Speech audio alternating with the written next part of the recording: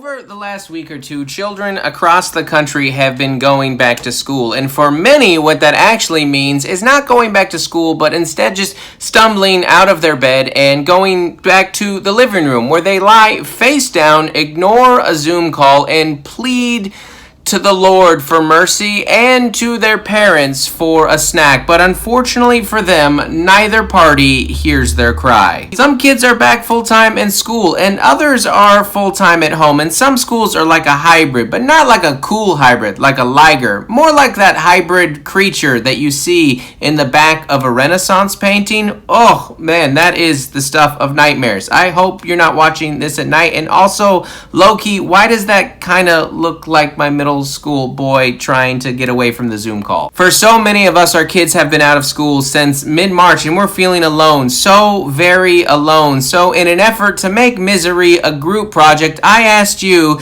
to send in your horror stories of how virtual school is going. The best, honestly, the worst is what we're looking for, of what's going on in your house. And man, unlike our students, you did not disappoint. This is the very first one you sent me. Oh, what a great start. Please forgive me. I won't do it again. You are the best. You are kind, Miss A. You are not stupid.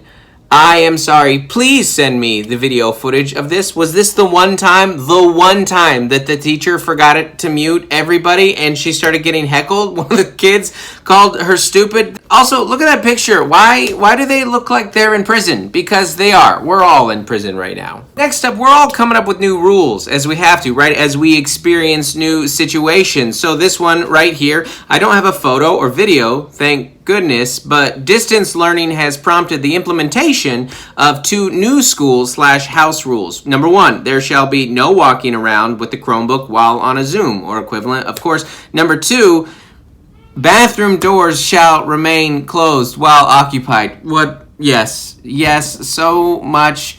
Yes, teachers, God bless you. You did not sign up for this. You were seeing way more skin than you thought you were getting into. You know what? So much so that it's going to be awkward, actually. I think when we go back, like when I go back to drop off, hey, Mr. Nickerson, I didn't recognize you with your shirt on. Also, I have never seen hair in that place before. Also, we're not getting a lot of help right now. Fortnite released a new season. Really, Fortnite, right now, of all times, when we are trying to wean them off of you so that they can be focused on their education. You can't do this right now. Putting out a new Fortnite season and the first week of virtual school is like trying to have church in a Hooters. Like, listen, man, I am trying to focus. I'm just a little distracted right now. And we're all trying to figure out the resources. Teachers, too. A lot of districts chose a curriculum that they had to get rid of like the day before. Why? Because was it producing bad test results or like a glitchy software? No, some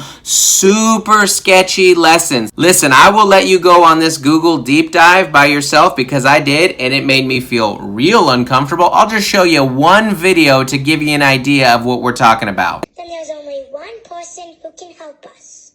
Who? Sweetie Lips, of course. Come on.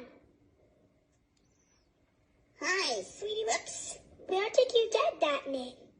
Don't ask. We're not even going there.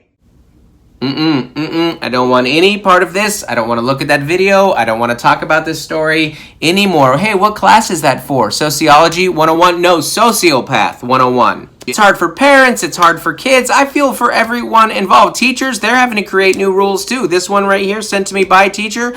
Wearing pants while working was literally a line item on their staff meeting agenda. When we got to it, my principal said, you never know when you might need to stand up unexpectedly and you need to be prepared at all times. How many times did this have to go wrong before they had to make a specific line item? Like, listen, you have to wear pants. You never know when you're going to stand up. We're looking at you, Jim. You guys, we're all in this together. We need to commiserate as one. Send me your stories. I will be your wailing wall. We're all asking the same questions, right? Does this include buying vodka with the school supplies this week? Asking for a friend? Honestly, asking for all of us. We're all trying to figure out these individual circumstances, that we have right now. For example, homeschooling a perfectionist rule follower. The mom says to the kid, tell me the answer and I'll just write it up for you, to speed this up, of course. And then the child responds No, Mommy, I have to do everything. I also don't have the same handwriting as you,